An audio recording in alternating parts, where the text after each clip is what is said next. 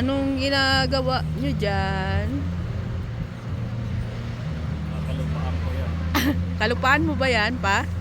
Kanino may pamamana? Kanino may pamamana ang iyong... Nakikita ko. Nakikita niyo. Ano? Akin. Tapos, kanino... Napanahon niyo pala. Kanino mo ipapamana? Sa may gusto sa akin. Ayan.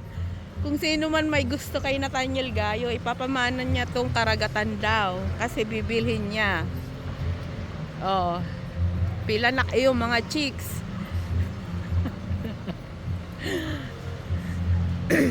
Bibilhin niya daw tong ano, beach. Dito. Kapag doon? Yan.